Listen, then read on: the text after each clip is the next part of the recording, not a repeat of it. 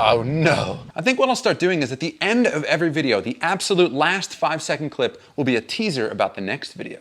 That way I don't lose your attention, like you did your ex-girlfriend. Guys, welcome back to Ed Gasket Garage, the channel where currently we are rebuilding a Porsche 911.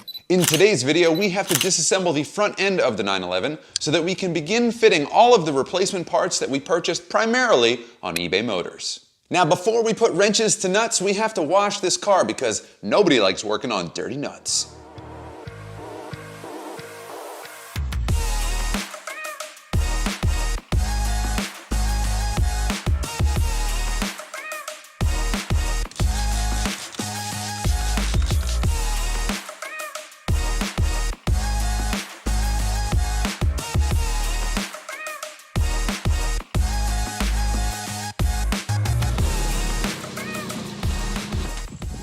In order to address a front-end collision like this, we're gonna have to spend quite a bit of time behind the wheel. It's nice to be working on a car that's not an inch off the ground. Don't be silly and forget these. It wouldn't be silly, that would be lethal.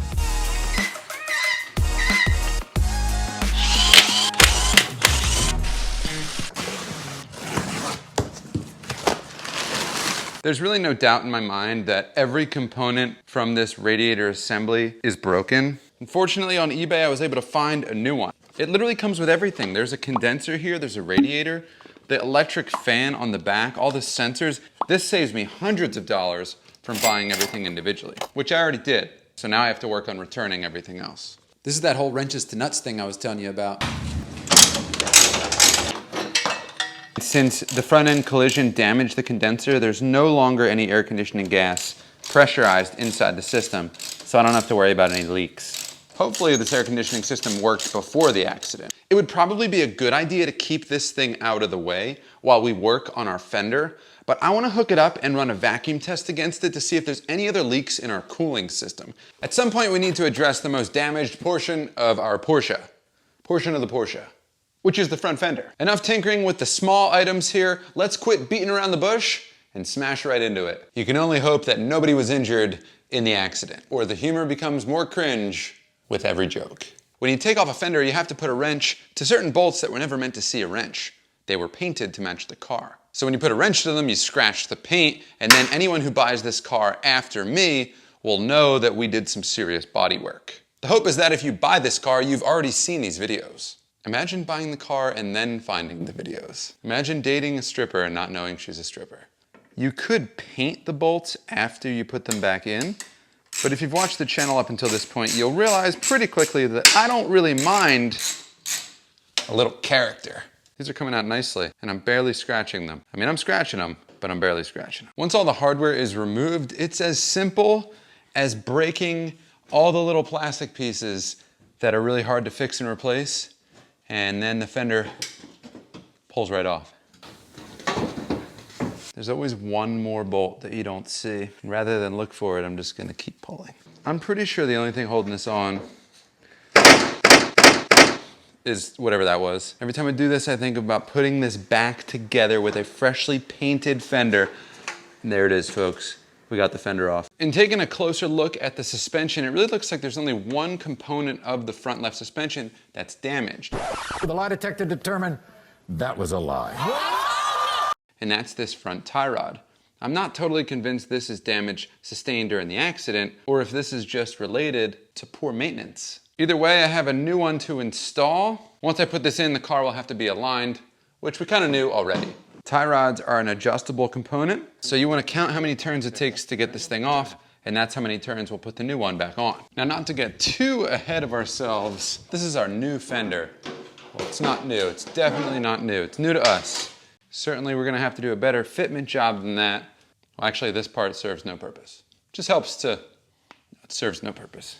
Now, I'm really interested in taking our 911 for its first test drive, but in order to do it, we have to get the front wheel on and get this car off of jack stands. Now, you might think that something like that would keep this car from being drivable, but that is not the case. Although there is something about our 911 that makes it undrivable. With the radiators in the front of the car, the engine in the back of the car, and about 50 feet of coolant lines running in between, the radiator, the engine, and those coolant lines are full of air. If you ran the 911 without coolant, our 911 build series would be over in about 2 minutes of runtime. Now you can't just pour coolant into the engine. We'd never be able to displace all that air and we'd have an airlock in the system. So we have to get the air out of the system. This is the tool we're gonna use to get the air out of the system. It's a vacuum pump. All we have to do is plug it into our coolant reservoir, hook it up to the air compressor which sucks all the air out leaving a vacuum, and then we use said vacuum to suck in coolant that we've poured into a 5-gallon bucket.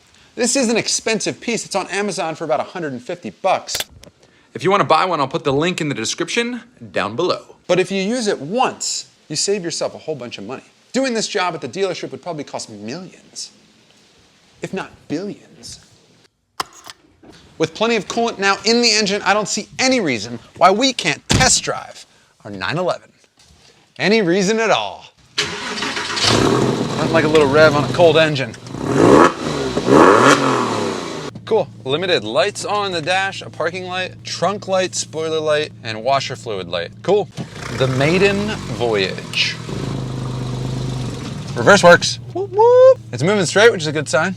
No unusual noises so far. First gear. Second gear. Guys, I'll be honest, when you buy a car from the auction, you never know what you're gonna get, especially with a 20-year-old car. Buying a new car is one thing. It gets crashed, it's worth a lot of money, the insurance company totals it, you get your money back and the car goes to auction. But when you're gonna buy an old piece of junk, who knows what other concomitant issues the car has. You think it has damage that you see in the pictures, but it turns out it has a bad engine or a bad transmission or a bad clutch. Third gear. This thing seems all right. Minus the fact that it doesn't have a front end. My neighbors at this point know exactly what's going on every time they see a car drive down the street that has no front end attached. There's something going on with the shifter. This is not the factory shifter. It's really snappy, super short.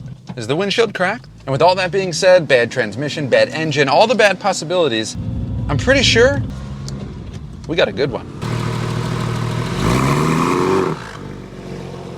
I said pretty sure, and you're gonna have to watch the next video to find out for certain. And please subscribe, or don't, just keep watching the videos regardless of your subscription status.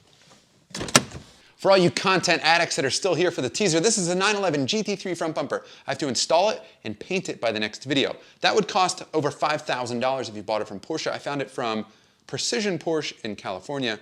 I think it was $2,000, and it came with GT3 side skirts, have to paint and fit those, and last but certainly not least, $2,000 to maybe $3,000 worth of genuine Porsche parts from eBay Motors. And that is the end of your teaser.